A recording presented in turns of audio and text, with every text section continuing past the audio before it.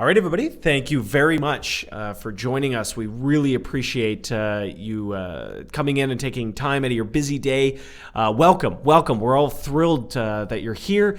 We have a very special guest today for one of our RingPartner University webinars, Danilo Lee, who is an expert in search, has a lot of experience. And out of all the questions, I get over here as a partner success manager is, Henry, how do I make pay-per-call work on search? Is anybody doing this? I feel like the keywords are too expensive, or I don't have the right research, or I don't have the time to do it. That's why we're here. Or more to the point, that's why Danilo is here. Because if I was going to tell you how to do search, I would basically just tell you to go talk to this guy. So thank you all again for joining us. I will remind you all that this is going to be recorded and made available on our YouTube channel.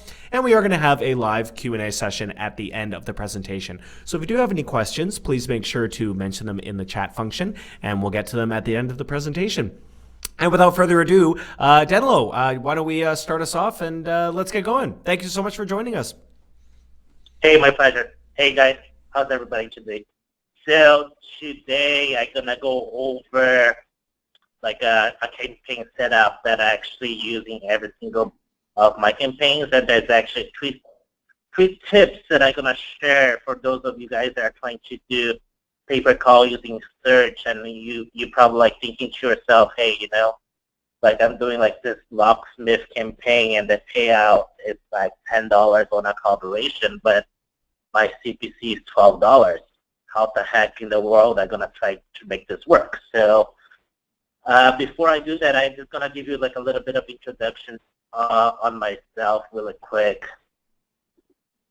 I've been doing pay-per-call since 2009. And I'm actually have like millions of dollars in ad spend. I usually work with direct advertisers on the legal and the finance field. I actually live here in like Santa Monica, California. Pretty nice view actually today. And if you guys have like any questions or just want to talk shop, hit me up on Skype. I actually get tons of messages every day. Hey, if I'm like in my networking mode, I'll try to help anybody I can. So just like a little bit of like screenshot of like how much I spent. I actually probably managed over, I'll say like $12 million on pay-per-call since 2009, as you can see here. And then just a little bit of success on my pay-per-call campaigns, as you can see. That's just like a small screenshot of one of my call tracking solutions, like over $30,000 in revenue, 60% conversion rate. I mean, that's like just one of the screenshots. So one of the things that I think is crucial to understand when you're doing pay-per-call on AdWords is you gotta really identify what types of offers is gonna work. So one of my processes in identifying like, hey, what offers that I'm trying to promote. Hey, let's see if this is actually something worth testing. I have the painkiller versus vitamin. A painkiller is something that you actually, like you need immediate action. Like your car right now is not working, so you need a tow truck. It's not something that you can wait. It's not something that's going to enhance your life, like solar panels, right?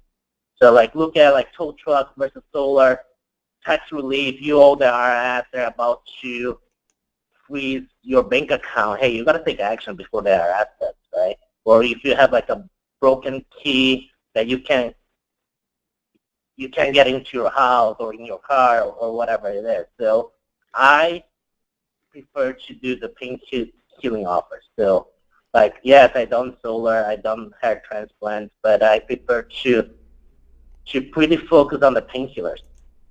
So, let's move on. Danilo, that's just to speak to that. That's a really, really good point. Guys, we just came back from two shows in New York, Affiliate Summit East and LeadsCon.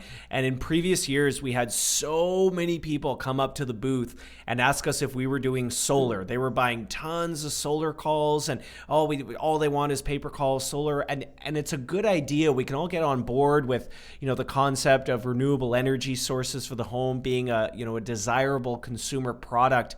However, Danilo's right. It doesn't quite have the urgency that we're looking for pay-per-call. Solar in particular requires 5 or 6 different variables before they can get approved, like shade, what make is your roof, what shape is your roof, what area of the country are you in, and that's before they even commit to buying it. And there isn't really any of that with something like painkillers or tow truck, where you're trying to immediately solve a problem. So definitely keep that in mind when you're looking at campaigns. You want to have that sense of urgency. Danilo, go ahead. Sorry to interrupt.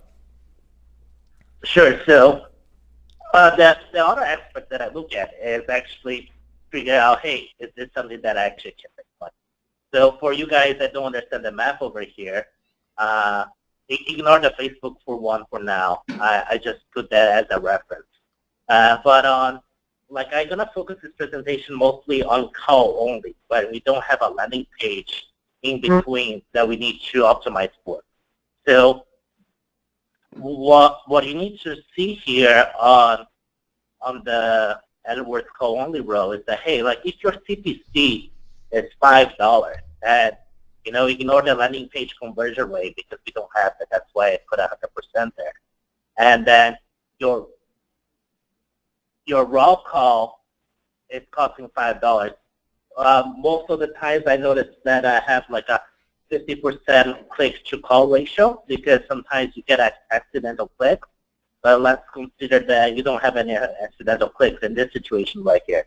And then your calls, you're gonna convert roughly on the networks from 50 to 30%. So looking at the call conversion rate, which you look at the 7-day APC, lead, see how everybody's doing, and then that means that your cost per qualified call is gonna be $33.33. Hey, if that's the case and the payout is only $10, there's no way that you can make it work. So there's two different things that you can do. You can actually probably look for other types of keywords that are way cheaper, or try to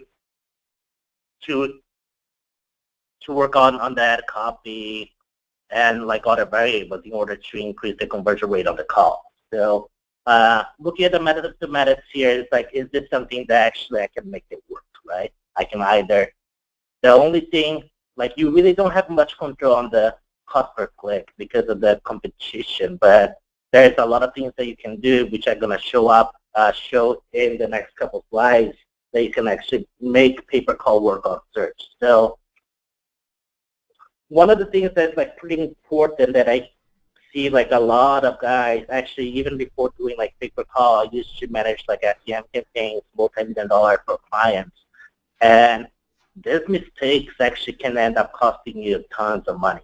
And here we go. So because we are talking about pay-per-call on call only, one of the things that I like to reiterate is, number one, uncheck the include search partners where you're beginning.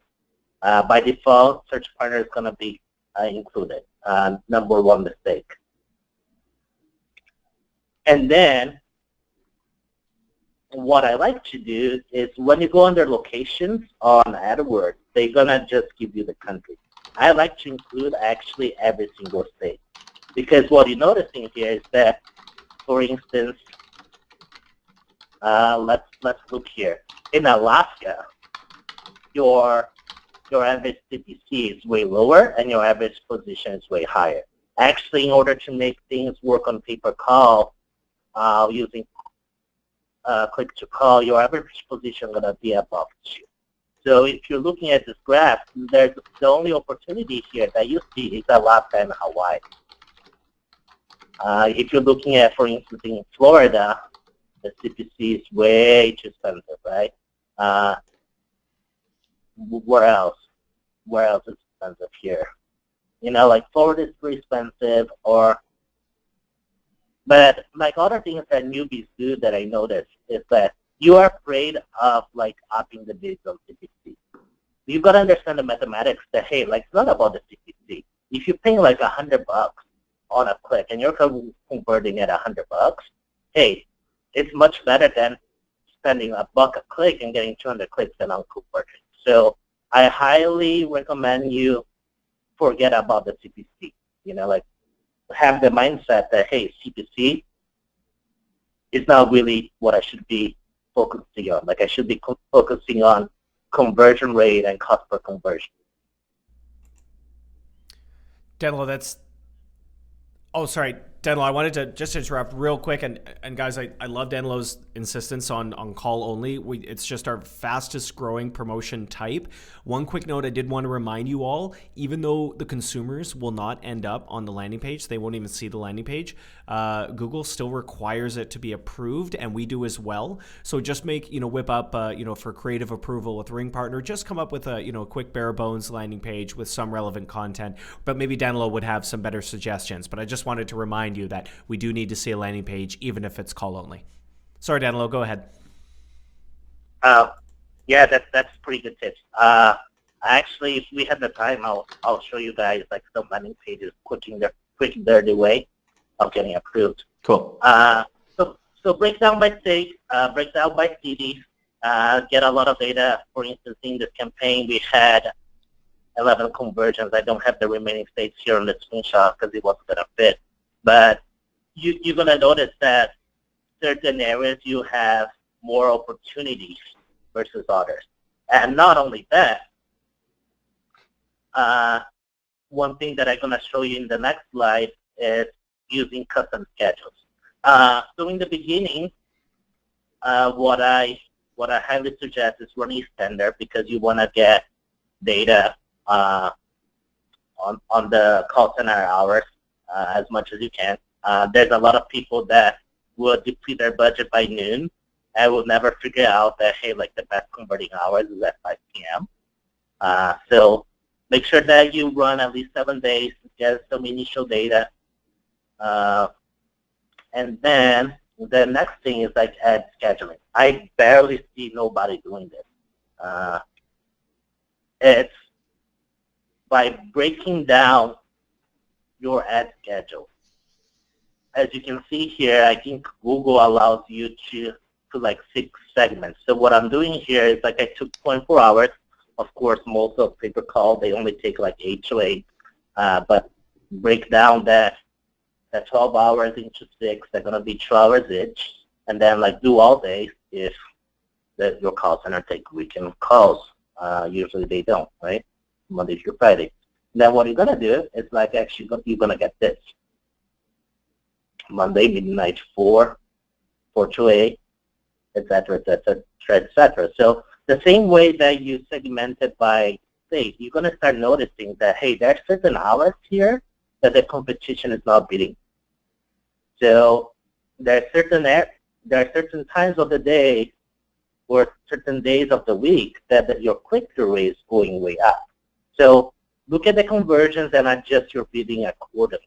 That's how you're going to make much money. Most of my campaigns that I made successful is that I noticed that, for instance, like on a Tuesday at 8 a.m., there was nobody bidding, most likely because they don't have coverage or like my call center opened earlier. So I can actually bid way less and get a lot of impressions. And having like a high click-through rate, therefore, like your costs going to be much lower.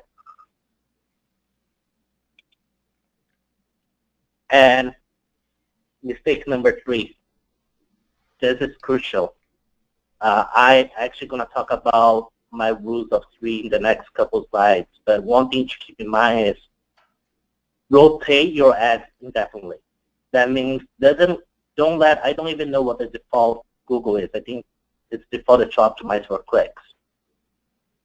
The ads that have the most clicks is not technically the ads that are going to convert, especially when you're trying, like when your ad says like free stuff stuff like that. Of course, they're going to get the most clicks, but they don't get the most conversions. So don't let Google make the decision for you.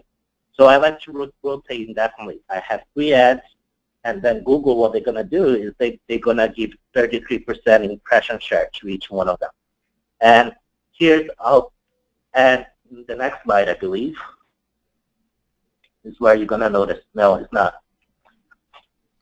So when it comes to keyword research, like I mentioned in the beginning of the webinar, is how in the world I gonna bid in a keyword that's $15 if the offer only pays 10?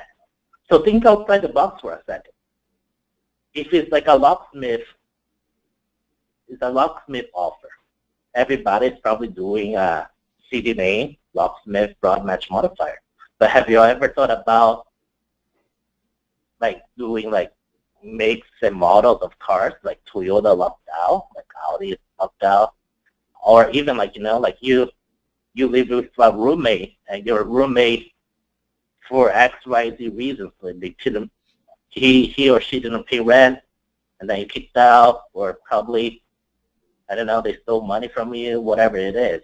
You want your apartment key rekeyed, you know, your ex-girlfriend, like you broke up and for some reason you, like during the relationship, you gave them a key, right? Or your cleaning service. So think outside the box. Of in what kind of situations you would actually look for a locksmith versus just bidding on locksmith. So although the volume is going to be much lower, your cost per click is going to be way less, but your intent is very, very high. So come up, think outside the box, and come up with like 5,000 variations of this. Danilo, before you go on to the next one, I wanted to mention that, yeah, in terms of research and things like that, guys, it's so important. One of the questions we do get pretty frequently is, data requests, demographics and stuff like that. And unfortunately, guys, a lot of the time the buyers are just, they're not necessarily tight-lipped about the kind of calls that they want or the kind of calls that they convert. Most of the time they just don't know, or they're lazy and they don't get back to us. So the best data, to be honest, the absolute best data you can get is ones that you've tried yourself on these kinds of reports. I will give you as much information as I can. If you want me to listen to calls on a campaign, I'll do it for you. If you want me to, try and get the buyer on the phone and nail down exactly what, ages convert well or times of the day, I'll ask them. But again, when it boils down to it, you're in this, for yourself, your traffic better than anybody. And, to reports like these, take very, very close note, because this is really vital data. Great. So I'm going to move on to the next slide. When we talk about splitting the ad distribution evenly, here's the reason why. You notice that, like, we have 3 ads over here, and then the one on the bottom that says $0 unless we win your case. Is your case worth $50,000? The click-through rate is way higher than the one on top. But if you let Google decide that, hey, let the ad that has the highest click-through rate get most impressions, you would be losing, because the ad that's winning here on the cost per conversion is actually the one that has the lowest click-through rate. So if you were to divide evenly, you have a much better idea. Our data here in the screenshot is actually skewed because of the impression share. It's not equal. But you see, and the other thing, like I said, hey, like, don't focus on CPC. Focus on conversion rate. So, like, even though, like the one at the bottom is like $6.48, you actually barely got one conversion. Like the ad on the top is the one that gets the best bang for the buck. And when you're actually split testing ads, go polar opposite. Try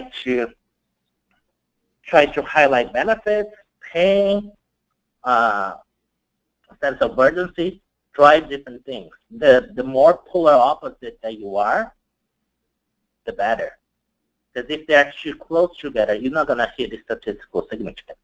In this case, what I would do actually is pause the one on the bottom, and then I'll run the winning one versus the one on the bottom, or the second one, which for our case now, like I'll call it B. And then I'll actually do a variation of A and B. So my assumption is going to be that sick compensation for your injury on the subscription line 1 is probably what's driving the conversions. And then I'll actually try to choose speak with an experienced injury lawyer with no fee unless we win. And then do variations and see what's going to be better. So I always mix like the A and the B and come up with the third ad that we're going to replace with the losing one. And by doing this, that's how you're going to win. And don't copy your competitor's ad. If you go on a Google search and type locksmith, probably everybody is promising like we'll be there in 30 minutes, $30 business fee. Like you gotta talk to the pain point, like, hey, like we are specialists in BMWs, or we'll be there as fast as we can, I don't know much about locksmiths, like, we use original keys. Something that actually you gotta think about, you gotta be in the shoe of the person on the other end, right? Like if it's another thing is like when you're building your campaigns and like your keyword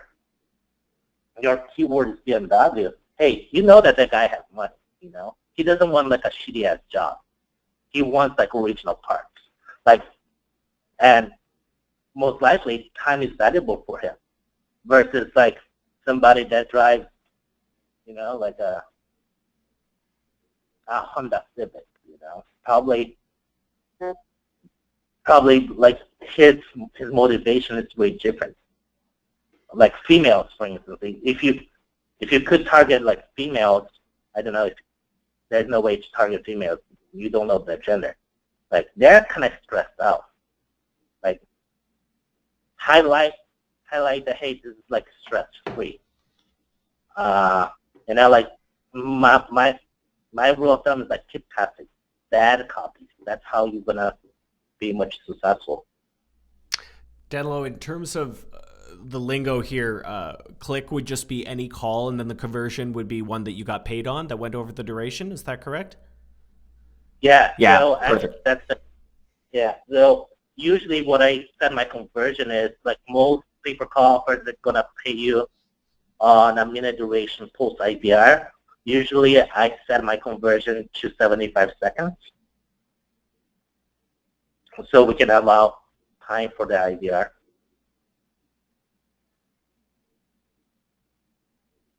All right. And one of the things that a lot of search marketers don't do well, negative keywords. So like going back to locksmith, right? Like try to exclude every single keyword that is not related. Job, locksmith job, salary, association, career, even sex. As funny as it sounds, like sex shows up a lot. Like I used to do real estate campaigns, and once in a while, like I would see on the keyword search query, I want to have sex with a realtor. Like hey, and they end up calling, and that's costing you money. So wow. yeah, it's funny. Yeah, it's really fun. And so watch out for that. I have campaigns that like I just ran like broad match, and over process of elimination, just eliminating negative keywords. For you guys that don't have much budget, start with a broad match modifier, because they're gonna give you like volume, and then you don't really need to watch as as heavy on the negative keyword list. PPChero.com actually has like good sets of keyword lists. Try to study the niche.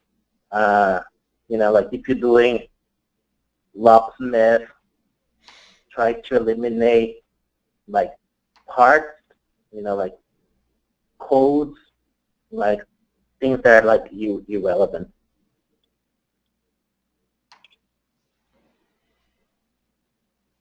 And this is what I was talking about on the conversion tracking of the call only. So if the offer pays on a minute transfer duration, set to 75. And if it's 90 seconds, set to 115 seconds. That's because usually what I've been noticing in my experience is that the IVR will take anywhere from like 5 to 10 seconds. But like you're just using like extra buffer to make sure that it was like a real conversion.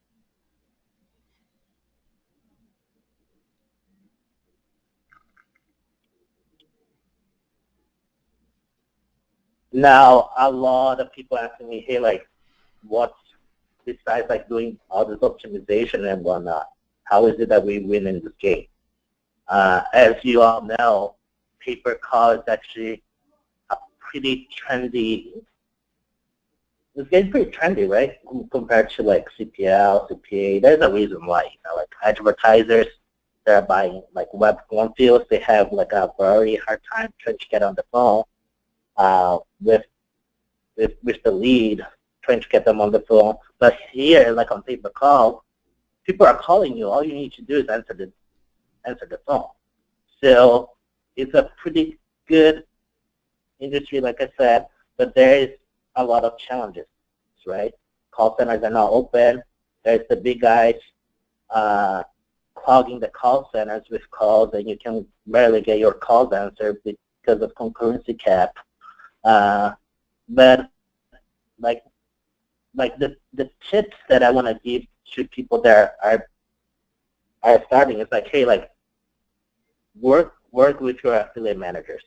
Like they probably get like a base salary, but they're incentivized as much as you are to make money. Yep. So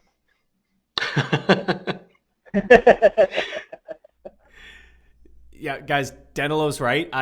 Again, a lot of my success hinges on your success. So don't ever see your partner success manager as a barrier. I do well when you do well. So please, and that goes for any facet of the campaign, payout, duration, IVR, creative, whatever pain you're having with it, please let me know. I can't do anything if I don't hear from you. I can't guess how the campaign's going for you, only if you tell me. And of course, we'll reach out to you guys, but don't ever be shy about bugging me. I want you guys to bug me all day. That includes you, Danilo, although I have a feeling I'm going to be asking you more questions than you're going to be asking me. Sure. And the other thing is like treat them well, like send them a birthday gift, follow them on social media, like I remember I don't remember what it was. I remember what it was. Like one of my affiliate managers, I'm friends with him on Facebook. He was trying to get in a club, and I happened to know somebody at the club, and I just let him in. Like little things goes a long way. Like when you go to trade shows, like hey, buy them dinner, do something. Last time that I was at Affiliate Summit, I actually shared a ride with you guys from RingPartner to the airport. Awesome. And we just chopped. Actually, Mike picked up the bill. Thanks, Mike. Hey, Mike's good at that. And then also the other thing is like, hey, like treat this like a business. Like don't try to take a shortcut. Like try to send them quality calls, because here's what's gonna happen: quality calls gonna get you payout bucks, and quality calls most likely gonna get your IVR removed. So send them like 50 to 100 calls. They're gonna notice that. Tell them that hey, it's actually coming from search, because they know it's expensive and there's high intent. And then The worst thing that you want to do is like send bad calls, because at the end of the day, that offer gonna be taken down. Like I actually get very, very, very pissed off when like the offer gets taken down, and I'm actually doing a good job here doing search, but there's somebody trying to scam, and the call buyer, the advertiser, most advertisers, they kind of don't know like who's driving good calls and bad calls. But okay, like let's try to keep this industry clean. Quality calls gonna get payout bumps. The network gonna win. You're gonna win. Everybody's gonna win. And also the third thing, as basic as it sounds, is like network with people. I used to be like a heavy hitter outside of search, doing Facebook student loan calls, and I would never have found out about student loans unless I actually was having dinner with a good friend of mine, and then he was telling me that he was, like the guy wasn't doing very well financially, and all of a sudden we are like at an expensive restaurant, and he offered to pay, and I was like, hey, this is like a pretty expensive meal. How is it that you can afford it? And he told me, hey, I'm doing student loans. That night I went home, not believing that the guy was making $1 in student loans, put some ads up, and figure out that, hey, 2-3 months later, I'm actually doing $70,000 in profit student loans. So network, like see what other people are doing. They're not gonna give you all the secrets, Get into like Skype groups with people in your level. It's almost like what do they call it? Like a accountability support group, and that's the only way to win. They're kind of like your competitors, but hey, like everybody's in this ship together. Danilo, that's a really good point. I used to think that publishers and distribution partners like yourself and many others would never ever want to talk about their secret sauce, but honestly, I find it to be the complete opposite. They're probably not going to reveal every single trick of the trade, but yeah, go to forums, go to think groups, go to mastermind groups. They are very willing to share ideas. There's just so much. I guess the pie is so big that there's enough for everybody as long as you talk to the right people, do the right research, and pick the right campaigns. So don't ever be shy and ask. You never know what you're going to find out.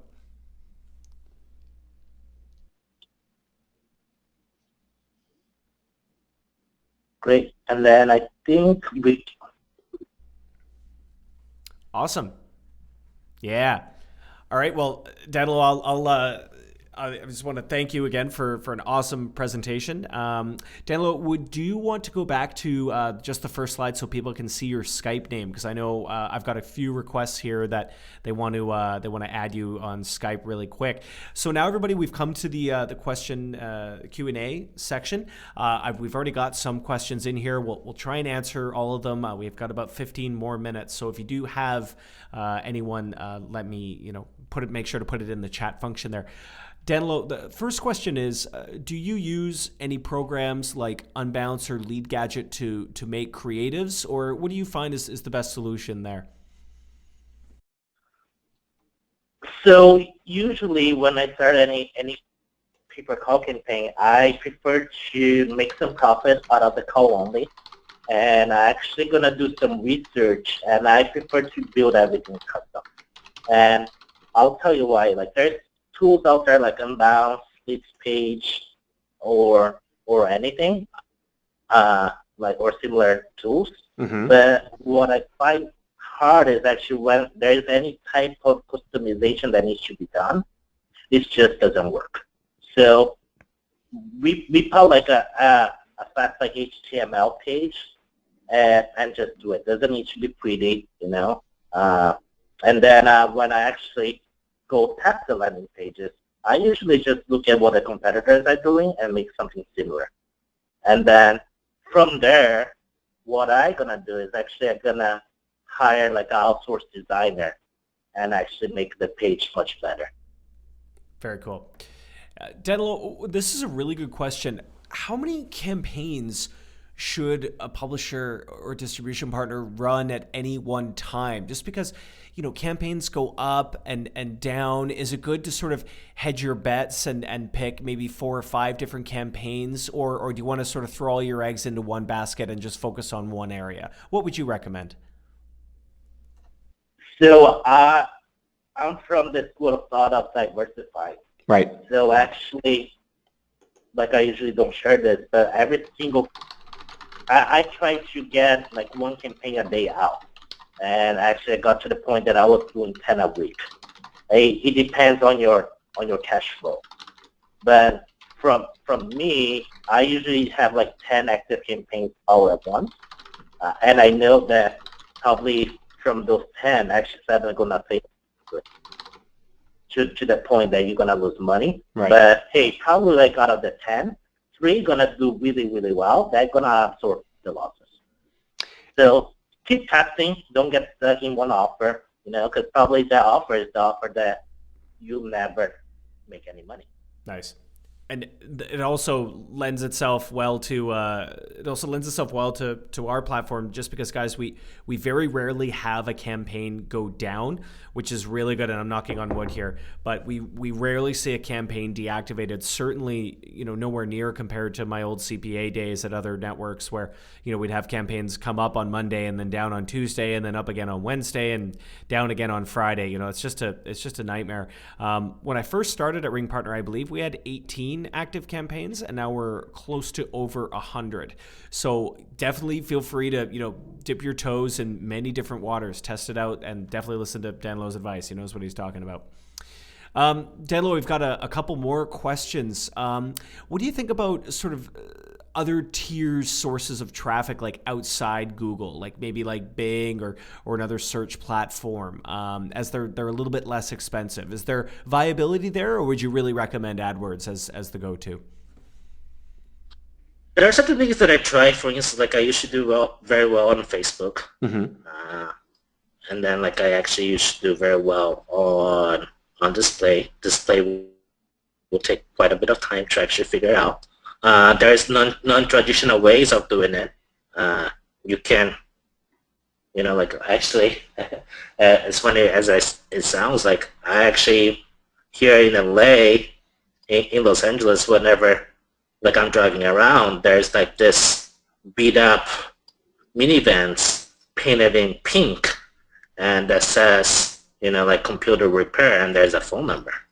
So, like if you buy like a $500 beat up van, paint them in pink, and put a phone number, and just park in a very high traffic area, it might work. You never know. And then also there's like, you can do newspaper, which I never done. You can probably do like even like SEO. I used to do SEO very well. Like if you can figure out a way to hack it and have like Google listings in every single city for like a particular profession, right? Like lawyers, locksmiths, plumbers. There's always a way. Right. Cool. Danilo, we've got a couple more questions here. They're really good. This one is interesting. What would be your take on launching 2 different campaigns, one for call only and one for the regular search network targeted at mobile devices, but using the same keywords for both campaigns? Would you anticipate a huge difference there? One thing that you're going to notice, number one, is you're going to have more volume outside of call only. And actually, we have a technical issue there, actually. Because if you're running the same domain in the same account and bidding on the same keywords, you're gonna show up on desktop and mobile. But I have a feeling that depending on how your bidding structure is set up, you might be. I don't know if you're gonna have call only show up or the mobile ads showing up. Right. It's a technical issue unless you have like a different website. Okay. Okay. I gotcha. Danilo, in terms of budget, and everyone's got their own financial situation. Some people are brand new to this. Others are very experienced. In terms of a budget, do you set one per campaign? Do you set one per test? What do you think a good amount of money is to sort of throw at a campaign to sort of get a good feel for it? So I have this like pretty systematic. So let's say that the offer's paying $10, and then I have like one keyword, right? Mm-hmm. Let's go back to locksmith. Like on the BMW ad group, well, what I'm gonna do is I'm willing to lose $30 a day for 7 days. So that's, and the reason is that I'm gonna multiply the payout times 3 times 7. And if I don't get any conversions out of that $210, I'll just pause it. So it depends how many keyword variations you're doing, right? Yeah. So if you're doing probably like 10, like I'll budget myself to $2,000. But I think for the people that are just starting out there, I'll probably like spend $100 a day for at least like a week and see what it is that you're gonna get. So rough down like $1,000 to $2,000. Yeah. Very cool. All right, guys. Well, that looks like we don't have any more time for any additional questions. But if you do have any more questions, or maybe you wanted some elaboration on the ones you heard, please give us an email, distribution@ringpartner.com, and please add Danilo to Skype. Danilo, thank you. I want to thank you so much for joining us here today. I think it was really great, and our publishers learned a lot. You're welcome. Hey, I'm happy to help any newbie paper callers or like even veterans that any way I can, The network is like... Yeah, it's pretty big. Well, thanks again, man, and thank you all for joining us here today. Again, a quick reminder, this will be made available on our YouTube channel. That's youtube.com/RingPartner. Make sure to follow us on Twitter. That's @RingPartner. If you want to follow me, my own personal Twitter, like Danilo said, follow us on social media. Totally be my guest. You might just get a lot of tweets about donuts, but obviously I'll keep you up to date on all of RingPartner's happenings. So that's @dollars, DOLLERZ. And of course, we have a Facebook page. And guys, yeah, the best thing I could recommend is don't be a stranger. Don't ghost. Don't disappear. Ask me questions. Ask me tons of questions about every campaign you want to know about, and we'll start making you some money. Heed Danilo's advice. Rewatch this, this webinar over and over until you feel like you get a good feel as to how to succeed with Google AdWords. So, Danilo, thanks again. Thank you all again. We'll talk to you very soon. Take care.